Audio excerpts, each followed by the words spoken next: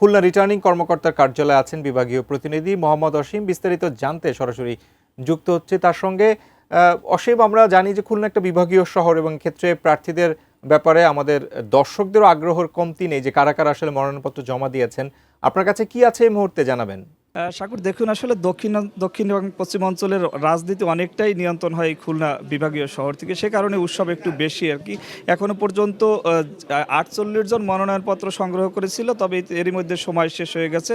এর মধ্যে 36 জন মনোনয়ন তাদের দাখিল করেছেন। আমি রিটার্নিং কর্মকর্তার কার্যালয়ে আছি। রিটার্নিং কর্মকর্তার সঙ্গে একটু কথা বলতে চাই। রিটার্নিং কর্মকর্তা জামশেদ খন্দকারের সাথে আসলে এ পর্যন্ত কতটি মনোনয়নপত্র জমা দিয়েছেন প্রার্থীরা? হ্যাঁ, আমাদের এখানে খুলনাতে হলো 6টি আসন। 6টি আসনের মধ্যে খুলনা 1, 2, 4, 5, 6 নম্বর আসনে রিটার্নিং অফিসার হলো জেলা প্রশাসক ও জেলা ম্যাজিস্ট্রেট। 4 গুণ শক্তিশালী এনজাইম ও অধিক ফেনা সমৃদ্ধ অরিক সিলভার ওয়াশ মাত্র 70 টাকায়। আরেকটি আসন খুলনা 3। তো এই 6টি আসনে সর্বমোট 48 প্লাস 7 অর্থাৎ 53টি মনোনয়নপত্র আমরা বিতরণ করেছিলাম।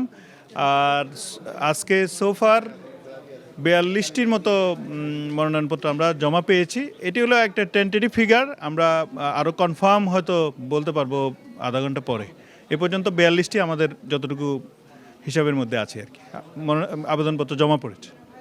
ধন্যবাদ। আসলে শাকুর, আপনি শুনছিলেন এখনো পর্যন্ত যারা রিটার্নিং কর্মকর্তার কার্যালয়ের ভিতরে প্রবেশ করেছে 5টার মধ্যে, তাদের মনোনয়নপত্র কিন্তু এখনো পর্যন্ত নেওয়া হবে এমনটাই জানিয়েছে রিটার্নিং কর্মকর্তা। আসলে রিটার্নিং কর্মকর্তা জানিয়েছেন যে যেহেতু সময় শেষ হলেও যারা ভিতরে রয়েছেন তাদের মনোনয়নপত্র নেওয়ার পরেই মূলত একেবারে এক্সাক্ট বলা যাবে যে কতজন মনোনয়নপত্র এখানে জমা দিয়েছেন। আমার কাছে আপাতত এই ছিল খুলনা রিটার্নিং কর্মকর্তার কার্যালয় থেকে মনোনয়ন দাখিল এবং বা জমাদানের সর্বশেষ খবর।